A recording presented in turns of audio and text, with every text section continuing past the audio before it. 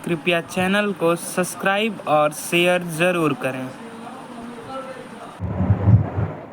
Hello friends, तो आज का हमारा टॉपिक है क्लास 11th की अभिक्रियाओं के प्रकार।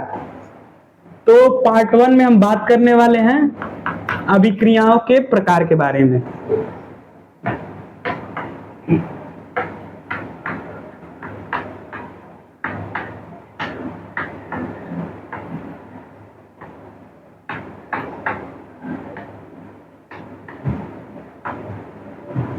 अभिक्रियाओं के प्रकार, तो जो अभिक्रियाओं के प्रकार होते हैं उसमें पहली अभिक्रिया होती है आपकी संयोजन अभिक्रिया।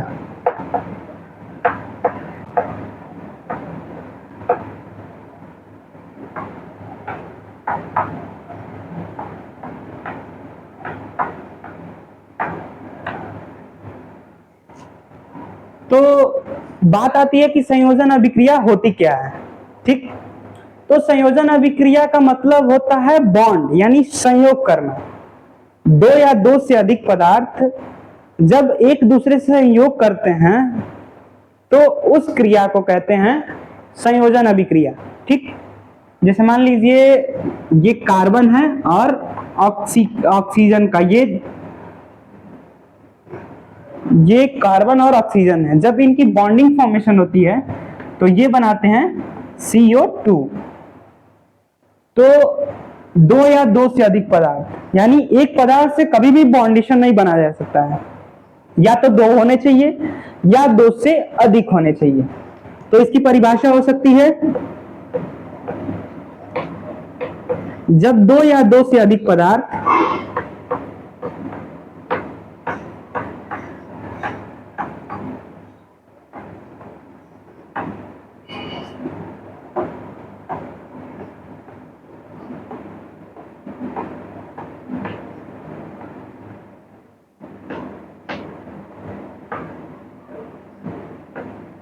एक दूसरे से संयोग करते हैं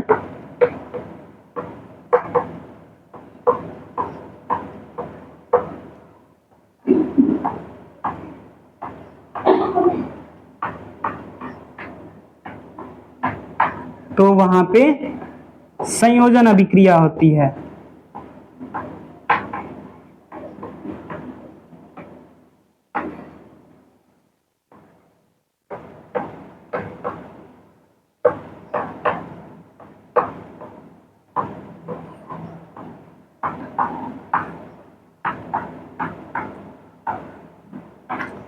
इसको नोट कर लीजिए, फिर आपको बताते हैं अभिक्रियाओं के प्रकार में अगली अभिक्रिया जो होती है वियोजन अभिक्रिया। तो संयोजन अभिक्रिया जब दो या दो से अधिक पदार्थ एक दूसरे से बॉन्ड बना के, यानी एक दूसरे से जुड़ते हैं, वो जब बॉन्डिंग फॉर्मेशन करते हैं तो वहां पे संयोजन अभिक्रिया होती है। अब बात करते हैं वियोजन अभिक्रिया के बारे में।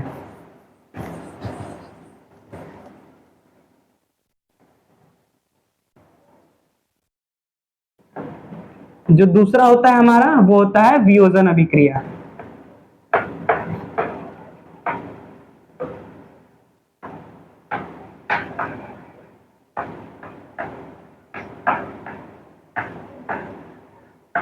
वियोजन अभिक्रिया संयोजन अभिक्रिया का जस्ट उल्टा रूप होता है। जैसे मेल का उल्टा फीमेल होता है ना, वैसे ही संयोजन का उल्टा आपका वियोजन अभिक्रिया हो जाती है। तो वियोजन अभिक्रिया की परिभाषा जान लेते हैं। जब कोई तत्व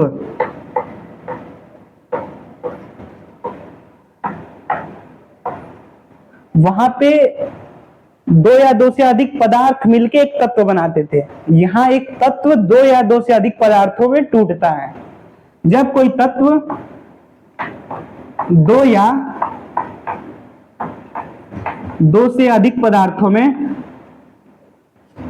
दो या दो से अधिक तत्वों में टूटता है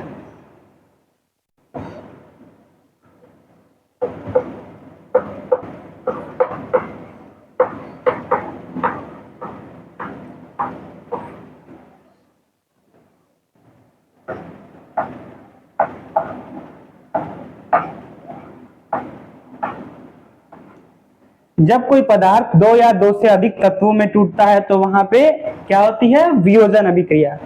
तो अभी हमने एग्जांपल लिया था CO2 का, तो जैसे उसमें C कार्बन और ऑक्सीजन जुड़ रहे थे, वैसे ही CO2 जो है, जो हमारा CO2 है, वो कार्बन प्लस ऑक्सीजन में टूट जाएंगे, वहां वो जुड़ रहे थे संयोजन अभिक्रिया में, और वियोजन अभिक्रिया में वो अलग अलग होते चले आ रहे हैं। तो इसकी परिभाषा नोट कर लीजिए, जब कोई पदार्थ दो या दो से अधिक तत्वों में टूटता है तो वहां क्या होती है, वियोजन अभिक्रिया। अब तीसरी अभिक्रिया की बात करते हैं।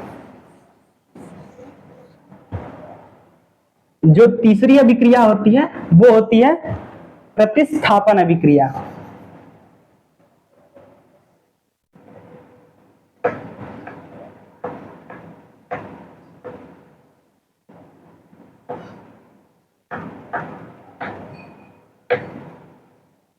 प्रतिस्थापन अभिक्रिया। अब प्रतिस्थापन अभिक्रिया होती क्या है, जैसे नहीं होता है, कई लोगों के स्थान परिवर्तित हो जाते हैं। जैसे कुछ लोग की जो ड्यूटी होती है वो कहीं और लगी होती है, फिर वहां से उन्हें किसी और जगह पे ड्यूटी के लिए भेज दिया जाता है।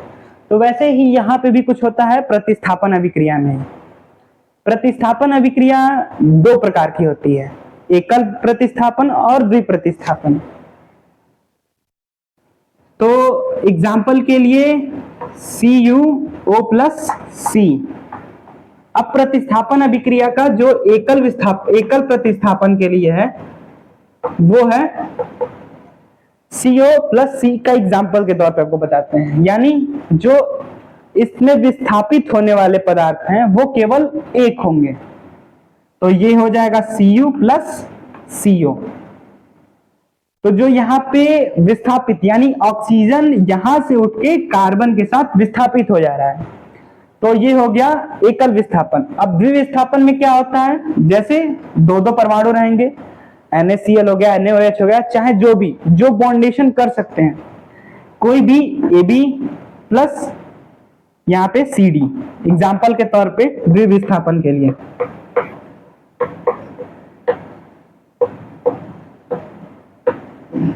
द्विविस्थापन या प्रतिस्थापन एक ही को कहते हैं। द्विविस्थापन के लिए यानी जो A है वो C या D से किसी एक से हो जाएगा और B जो है वो किसी एक से, यानी दोनों पदार्थ जिस पर इस पदार्थ के दोनों जो बॉन्डिंग फॉर्मेशन पहले से है वो अलग अलग है, यानी जब इनकी क्रिया कराई जाएगी तो AC प्लस BD में ये अलग अलग हो जाएंगे।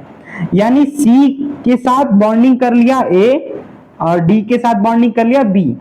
वैसे ही यहाँ पे एकल विस्थापन में जो था AB प्लस C, जब इनकी अभिक्रिया कराई जा रही थी तो AC यहाँ पे जो था A जो था वो अलग हो जा रहा था और B C एक साथ आए थे, तो ये A हो गया प्लस BC। वैसे यहाँ पे CuO प्लस C का Cu प्लस CO, यानी ये हो गई आपकी प्रतिस्थापन अभिक्रिया। अब आगे की अभिक्रियाओं के लिए आपको पार्ट 2 में मिलेंगे फिर एक नए वीडियो के साथ। Thank you.